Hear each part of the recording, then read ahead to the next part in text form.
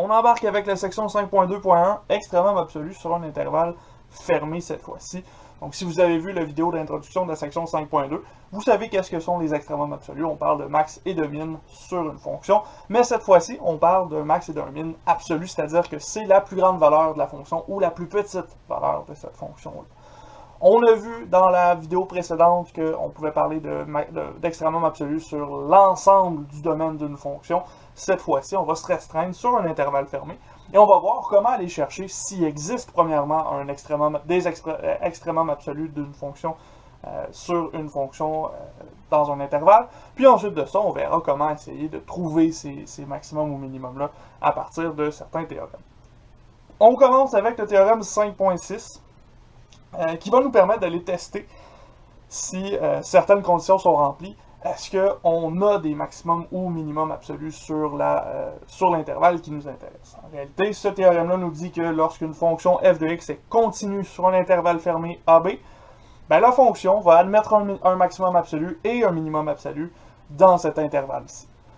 En particulier, on va voir que lorsque la fonction est continue, si on n'a pas de point maximal formé par un dessus de parabole ou un dessous de parabole, on va pouvoir utiliser les extrémités de notre intervalle comme étant des maximums ou des minimums absolus. On donne un exemple. Dans ce cas-ci, 5.13, on a la fonction 2x plus 3 sur x moins 2, et on parle de l'intervalle 4, 7. On veut voir ici, est-ce que la fonction f de x va admettre un maximum et un minimum sur notre intervalle donné? Pour faire ça, on utilise le théorème 5.6, on va vérifier est-ce que notre fonction est continue sur l'intervalle 4, 7. Et dans ce cas-ci, f de x est continue partout sur les réels, sauf lorsque x égale 2, parce que c'est la seule valeur qui annule le dénominateur. Et on a vu dans notre chapitre 2 que une fonction rationnelle comme f de x en ce moment va être continue partout, sauf aux valeurs qui annulent le dénominateur, donc sauf lorsque x moins 2 égale 0, donc lorsque x égale à 2. Maintenant, notre intervalle, 4 à 7, ne contient pas la valeur 2. Ça veut dire que f de x en particulier est continue sur l'intervalle 4, 7. Et comme notre fonction est continue sur l'intervalle donné, ça veut dire qu'elle admet un maximum et elle admet un minimum. Donc, f de x admet des extrémums absolus sur son intervalle 4, 7, bien entendu. Pour l'instant, on ne va pas chercher quelles seront les valeurs de ces extrémums-là. Dans le manuel, on vous les a calculés, mais on ne vous indique pas vraiment comment aller chercher ces maximums-là. Donc, on va voir ça un petit peu plus tard. On va voir que la façon qu'on trouve des maximums et des minimums relatifs, c'est pas mal la même pour des maximums et des minimums absolus. La seule différence, c'est qu'on s'assure que notre maximum est le plus grand rencontré dans notre fonction mathématique. Je vais vous laisser faire la question éclair 5.5. Dans ce cas-ci, c'est la même chose que l'exemple 5.13 qu'on a fait, mais vous avez la fonction f de x qui est égale à la racine carrée de x plus 5, et vous avez un intervalle moins 4 jusqu'à 11. Donc, allez voir qu'est-ce que vous pouvez dire des extrémums sur cette fonction-là. Faites pause, là, faites ça sur un petit bout de papier. C'est pas très long, là, ça prend pas beaucoup d'espace, vous avez presque rien à écrire pour justifier votre réponse. On se revoit dans un instant avec cette solution-là. Donc, question éclair 5.5, vous avez une fonction racine carrée, et cette fonction-ci, f de x, elle sera continue sur un intervalle qui fait en sorte qu'on n'a pas de valeur négative en dessous de notre racine. Valeur négative en dessous de la racine, ça veut dire que x plus 5 plutôt, est plus grand ou égal à 0. Ça veut dire que x est plus grand ou égal à moins 5, donc on a l'intervalle de moins 5 à l'infini pour la continuité de f de x. Ça veut dire que si on a une valeur qui est plus petite strictement que moins 5, la fonction perd sa continuité. Heureusement, l'intervalle qu'on a ne contient pas de valeurs qui sont de ce genre-là, donc f de x en particulier est continue sur l'intervalle moins 4 jusqu'à 11 fermé ici. Ce qui veut dire que f de x admet, je vais essayer d'écrire comme il faut, admet des extrémums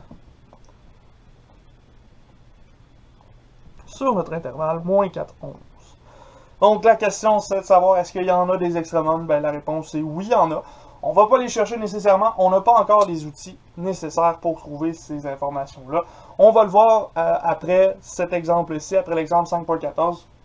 On va se donner un théorème qui nous permet d'aller chercher quelles valeurs seraient possiblement des maximums et des minimums et comment est-ce qu'on peut traiter ces valeurs-là pour obtenir un maximum et un minimum absolu. Donc avant ça, exemple 5.14, dans ce cas-ci, on va voir que ce qu'on a déterminé jusqu'à présent, théorème 5.6, atteint ses limites très rapidement. Très rapidement, pourquoi? Parce que on se restreint à des fonctions continues sur un intervalle AB, et si jamais c'est pas le cas, on ne sait pas vraiment quoi faire, parce que on n'a pas de candidat possible pour un maximum et un minimum. On va se rendre compte que même sans la continuité, on pourrait avoir un max ou un min. En effet, si vous aviez un trou dans votre fonction, ça ne veut pas dire qu'il n'y a pas une valeur maximale de cette fonction-là. Ça veut juste dire qu'il y a un espace dans la fonction où vous faites un saut peut-être, ou vous distancez du reste de la fonction. Donc, on regarde 5.14. On va essayer de solutionner ce problème-là avec notre théorème 5.6, puis on va se rendre compte assez rapidement que ce théorème-là a un problème. Donc ici, fonction g de x, c'est une fonction par partie. Fonction qui est définie par les équations 4 moins x carré si on a une valeur de x plus petite ou égale à 1. Et on a la fonction x moins 2 si la valeur de x est plus grande que 1. On s'intéresse à l'intervalle moins 1, 4. On cherche donc la continuité de cette fonction-là sur l'intervalle moins 1, 4 pour voir est-ce qu'il y a des extrémums absolus qui sont possibles dans cette fonction-ci. Ici, on a une fonction par partie. Ça veut dire qu'il va falloir aller vérifier la continuité de chacune de nos fonctions, puis aller vérifier la continuité à la jonction de nos fonctions par partie. Donc, il va falloir vérifier est-ce que 4 moins x carré c'est continu? Oui, c'est un polynôme. Est-ce que x moins 2 c'est continu? Oui, c'est un polynôme aussi. Donc, on va s'intéresser plutôt à voir directement est-ce que la limite à gauche et la limite à droite de notre point d'intersection, ici notre point de jonction plutôt des fonctions, est-ce que nos deux limites sont concordes entre elles? Si c'est le cas, on a une continuité. Si ce n'est pas le cas, ben on a une discontinuité. Et on ne pourra pas conclure à partir de notre théorème 5.6. Donc on regarde ça. On va aller chercher la limite lorsque x s'approche de 1 par la gauche, donc par des valeurs inférieures à 1. Dans ce cas-ci, ce sera de la fonction 4 moins x au carré. Ici, on pourrait tout simplement remplacer dans notre fonction. Donc on obtient une limite qui vaut 3. Et de l'autre côté, si on va chercher la limite lorsque x s'approche de 1 par la droite plutôt de la fonction x moins 2, ben ici on peut encore remplacer, c'est un polynôme, donc on va obtenir moins 1 comme résultat. On se rend compte que la limite à gauche ne concorde pas avec la limite à droite. C'est ici. Ce n'est pas égal. Ça veut dire que la fonction g de x est discontinue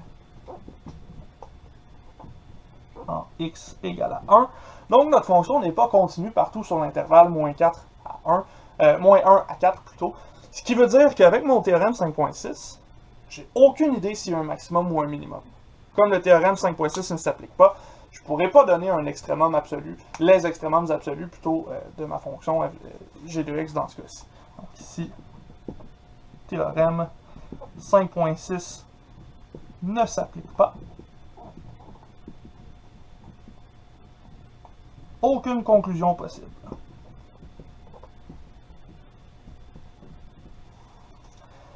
Par contre, si vous allez voir dans votre manuel, on vous a fait le tracé de la courbe de g de x sur l'intervalle moins 1 à 4, et on se rend compte que dans la partie de moins 1 à 1, lorsqu'on est sur 4 moins x au carré, on obtient un maximum lorsque x vaut 0, et la fonction atteint son maximum en g de x vaut 4. De l'autre côté, il n'y a pas de minimum dans ce dessin-là parce qu'on se rend compte que lorsqu'on arrive en x égale à 1, On devrait avoir un minimum pour x moins 2, mais comme la fonction n'est pas définie exactement en x égale à 1 comme étant cette fonction-là, il n'y a aucun minimum absolu dans notre fonction. On est quand même capable de remarquer qu'il existe au moins un extrémum absolu. Pourquoi est-ce que notre théorème 5.6 ne peut pas nous le dire dans ce cas-ci?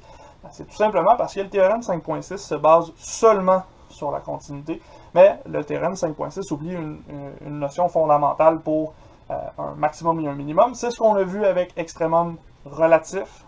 On est allé voir des valeurs critiques, valeurs qui annulent la dérivée ou qui font en sorte que cette dérivée-là n'existe pas. C'est exactement ce qu'on veut faire. C'est ce qu'on va faire dans le théorème 5.7.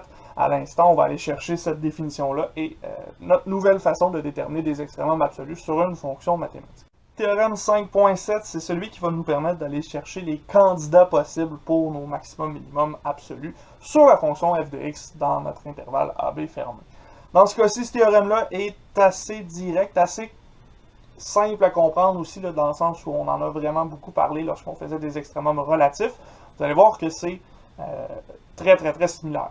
La seule différence, c'est que lorsqu'on a trouvé là, ces extrémums absolus-là, lorsqu'on a trouvé ces candidats-là, plutôt, il va falloir trier pour savoir lequel est un maximum absolu, lequel est un minimum absolu. De façon assez simple, on va voir ça dans l'exemple 5.15 juste après. Donc ici, ce qu'on se dit, c'est que notre fonction, premièrement, elle est continue sur un intervalle fermé AB, un peu comme dans le théorème 5.7, mais en plus, on se donne une valeur C qui est un extrémum absolu de la fonction f de x. Ben à ce moment-là, on a deux choix possibles pour la valeur C qui devient un extrémum absolu de notre fonction. Soit notre valeur C correspond à la borne A ou à la borne B. Donc, soit C est une des deux extrémités de notre intervalle, finalement, ou C est une valeur critique de la fonction f de x. Je vous rappelle, c'est quoi une valeur critique de la fonction f de x? Ça voudrait dire que la dérivée de f de x évaluée en C vaut 0, ou que cette dérivée-là n'existe pas. Donc, on va se trouver une fonction f de x. On va vérifier qu'elle est continue sur un intervalle. On va aller trouver ses valeurs critiques et les extrémités. Puis, on va déterminer quels sont les extrémums absolus reliés à ces valeurs critiques. On va voir ça dans l'exemple 5.15. Dans cet exemple-ci, on va se trouver plusieurs valeurs possibles et on va évaluer f de x exactement à chacune de ces valeurs-là. Puis on va pouvoir trier facilement là, quel est le maximum, quel est le minimum. Ça va être simple parce que la fonction f de x, lorsqu'on va l'évaluer à des points, elle va être plus grande ou plus petite que d'autres valeurs et on va choisir la plus grande pour le maximum, la plus petite pour le minimum. Donc on se lance dans cet exemple-là sans plus attendre, 5.15. On se donne la fonction f de x qui est un polynôme x à la 4, moins 2x à la 3, moins 2x carré, plus 1. Ici, f de x, c'est un polynôme. Donc f de x est continu sur les réels. En particulier, f de x continue sur notre intervalle moins 1 à 4. Qu'est-ce que ça veut dire ici? Ça veut dire que f de x va admettre un maximum absolu et un minimum absolu sur notre intervalle moins 1, 4 ici. Ce qu'on va faire à ce stade-ci, c'est un peu comme ce qu'on faisait avec notre extrémum relatif. On va aller trouver la dérivée de f de x. Dans ce cas-ci, f' de x, comme c'est un polynôme, avec nos formules de dérivation, c'est très simple. X à la 4 devient 4x à la 3. Moins 2x à la 3 devient moins 6x au carré. Moins 2x au carré devient moins 4x. Et le 1 disparaît complètement. Ici, je peux réécrire ça comme étant 4, ou 2, plutôt 2x fois 2x carré moins 3x moins 2. La deuxième partie de ma dérivée ici, le polynôme du deuxième degré, je peux le factoriser. Ici, je vous laisse travailler là-dessus. Ça va vous donner 2x plus 1 fois x moins 2. Vous êtes capable d'aller chercher ça avec votre formule quadratique. Vous allez trouver 1/2 et 2. Puis, moins 1/2 et 2 plutôt. Puis, pour que ce soit plus simple ici, le 2, on va le multiplier. Si vous êtes capable de faire ça, on a fait ça dans le chapitre 2. Et de toute façon, c'est du secondaire 4-5. Donc, je m'attends à ce que vous soyez capable d'aller chercher cette décomposition-ci. Ceci étant dit, à partir de ma dérivée ici, comme j'ai aucune restriction de division par un nombre nul ou de racine d'un nombre négatif, ça veut dire que f' de x va toujours exister. Donc, les seules valeurs critiques ici, ce seront les valeurs qui font annuler la dérivée. Ce qui veut dire qu'on cherche des valeurs on cherche plutôt les valeurs f' de x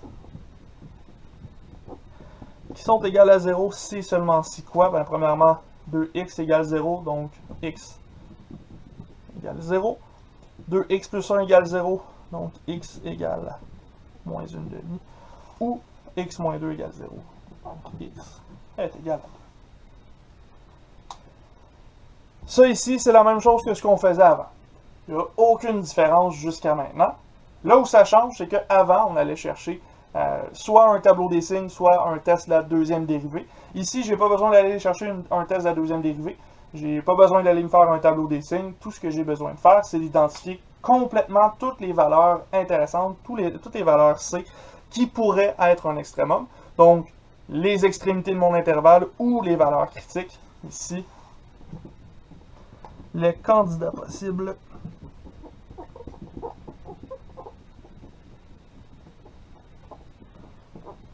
sont x va être égal à moins 1, qui est la première borne de notre fonction, x égale moins 1 demi, qui est une autre fonction, une autre valeur qui annule la dérivée, x égale à 0, encore une valeur critique, x égale 2, notre dernière valeur critique, et finalement, x égale à 4, qui est la dernière valeur de l'intervalle. Donc, on doit aller évaluer la fonction f dans chacune de ces valeurs-là pour vérifier laquelle est la plus grande, laquelle est la plus petite, pour trouver le maximum absolu et le minimum absolu de la fonction. Donc, f de moins 1, si vous remplacez ça dans votre fonction, f de moins 1, ça devrait vous donner 2. f de moins 1 demi, ça devrait, dans ce cas-ci, vous donner 13 16e, un petit peu plus petit que 1 dans ce cas-ci. F de 0, ça vous donne 1. F de 2, ça va vous donner moins 7. Et F de 4, ça va vous donner 97 pour la fonction f de x. Avec ces informations-là, vous repérez la valeur la plus petite et la valeur la plus grande. Dans ce cas-ci, valeur la plus petite, f de 2 est égal à moins 7, et valeur la plus grande, f de 4, qui est égal à 97. Donc, avec cette démarche-là, on peut conclure que le max absolu est f de 4 égale 97 en x égale à 4, et que le min absolu est f de 2 qui est égal à moins 7 en x égale à 2 pour la fonction. Ce que ça veut dire, c'est que sur l'intervalle moins 1, 4, notre fonction f de x va admettre un maximum absolu en x est égal à 4 et un minimum absolu en x est égal à 2. Ce qui veut dire que ma fonction ne sera jamais plus grande que 97 et elle ne sera jamais plus petite que moins 7 pour les valeurs qui nous ont intéressés sur la fonction f de x dans notre intervalle moins 1, 4. Question classe 5.6, fonction f de x est égale à la racine de 16 moins x au carré. Ici, on a une fonction racine carrée. Donc, il va vraiment falloir aller vérifier est-ce que les valeurs moins 2 à 3 font en sorte que la fonction est discontinue. Pour faire ça, il va falloir s'assurer, il va falloir trouver quelle fonction, quelle valeur plutôt font en sorte que f de x est discontinue. Ici, on sait que c'est une racine carrée, donc f de x est continu si le dessous de la racine, 16 moins x au carré, est plus grand ou égal à 0. Ça, c'est certain. Ceci étant dit, 16 moins x carré, c'est plus grand ou égal à 0 si et seulement si quoi? Si et seulement si, j'envoie mon x au carré de l'autre côté. Donc, si et seulement si 16 est plus grand ou égal à x au carré. Si je veux solutionner ce problème-là ici, je dois faire la racine carrée. Donc, racine de 16 va me donner 4. Et de l'autre côté, racine carrée de x au carré. Faites attention, ça ne fait pas juste disparaître le 2. Ça nous fait apparaître la valeur absolue de x également. Donc, la valeur absolue de x est plus petite ou égale à 4. Donc, x va être entre moins 4 et 4. C'est ce que la valeur absolue veut dire. Tous les chiffres qui sont entre moins 4 et 4, si on les renvoie positifs, ce seront des chiffres plus petits ou égales à 4. Donc, on veut que la valeur de x soit entre moins 4 et 4. Ça tombe bien si c'est le cas pour notre fonction au-dessus. Donc, ici, f de x continue sur l'intervalle moins 2, 3. Si c'est continu sur cet intervalle-là, ça veut dire que j'ai besoin d'aller chercher les valeurs critiques de f de x. F' de x, dans ce cas-ci, à quoi c'est égal? Là, on a une racine carrée. Je vous laisse travailler avec ça, je vous laisse trouver cette dérivée-là. Normalement, à ce stade-ci, ça devrait être assez facile. Si vous n'y arrivez pas, changez votre racine pour un exposant 1/2 et vous obtiendrez quelque chose comme x sur la racine de 16 moins x au carré pour la dérivée. Cette fonction-là, on peut trouver ses valeurs critiques, on peut trouver les valeurs qui l'annulent assez facilement. Ici, f' de x plutôt égale 0 si et seulement si x est égal à 0. C'est la seule valeur qui va annuler notre dérivée. Et f' de x n'existe pas si et seulement si on divise par 0 ou on divise par la racine d'un négatif. Donc si et seulement si, finalement, comment je pourrais écrire ça facilement? On va mettre x plus petit ou égal à moins 4 ou x plus grand ou égal à 4. C'est l'opposé de ce qu'on a solutionné au-dessus. C'est la même racine, donc ce sont les mêmes valeurs extrêmes pour l'intervalle de continuité.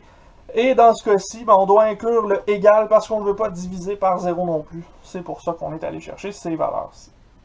Ceci étant dit, x plus petit ou égal à moins 4, ce n'est pas dans notre intervalle, et x plus grand que 4, ce n'est pas dans notre intervalle. Donc, la partie où f' de x n'existe pas, on n'a même pas besoin de la traiter.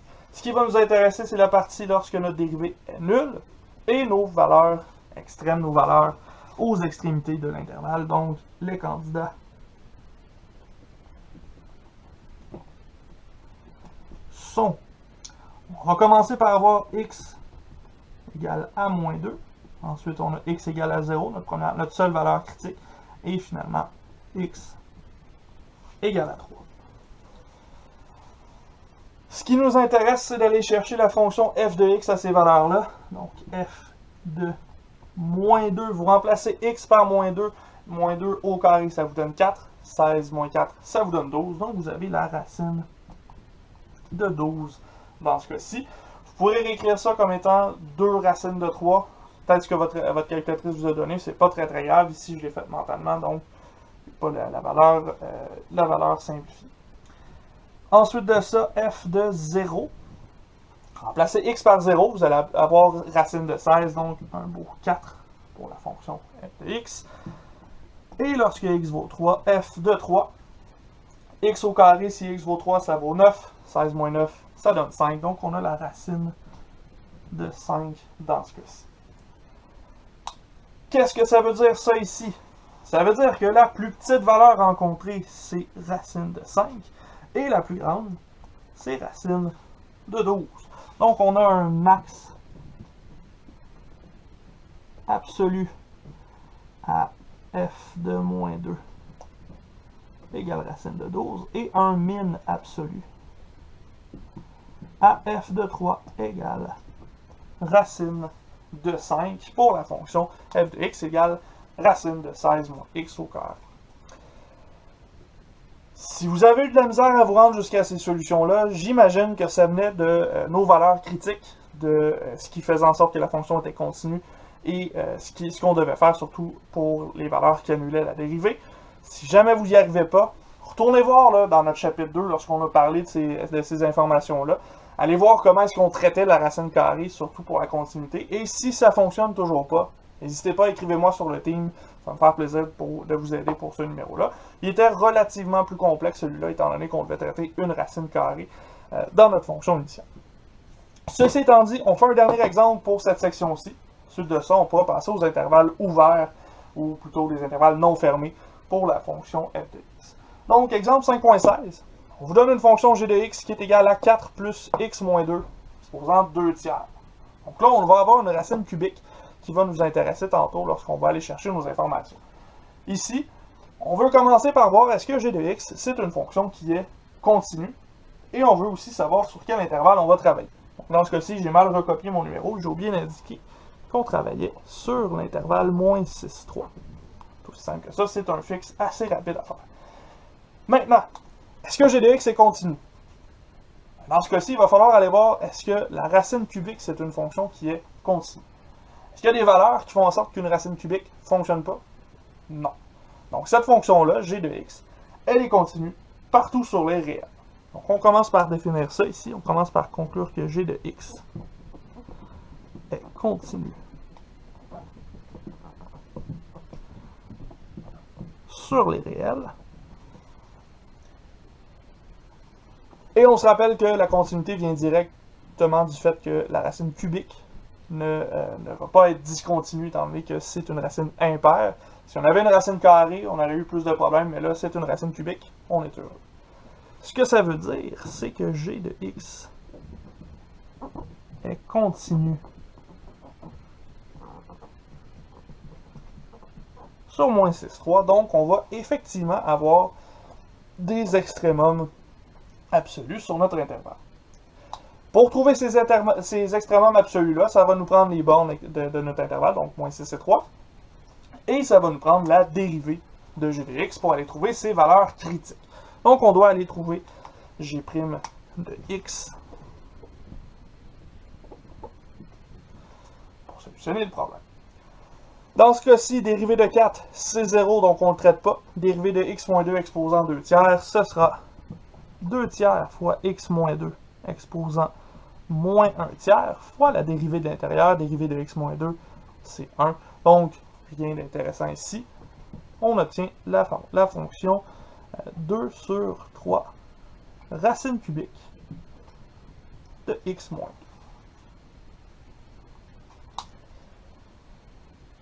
Cette fonction-là, comme c'est un quotient d'une constante sur une fonction, on n'arrivera jamais à une dérivée qui est nulle. Donc en particulier, g' de x n'égale jamais 0. Mais, qu'est-ce qui se passe si on place x est égal à 2 dans notre fonction? X est égal à 2, ça me donne une racine cubique de 0. Je divise par 0. Donc, g' de x, ou g' plutôt de 2, n'existe pas, parce que sinon, on divise par 0.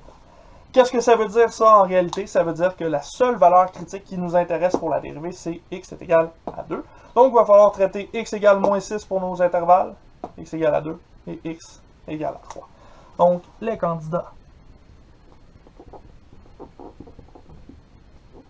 sont x égale moins 6, parce que c'est la première borne de mon intervalle, x égale à 2, parce que ça annule ma dérivée, ça annule pas, ça fait en sorte que la dérivée n'existe pas, pardon, et finalement, x égale à 3, parce que c'est la dernière borne de mon intervalle.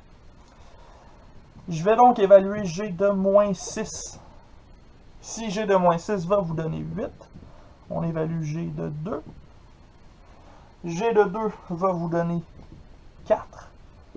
Et on évalue g de 3, qui vous donne 5 dans ce cas-ci.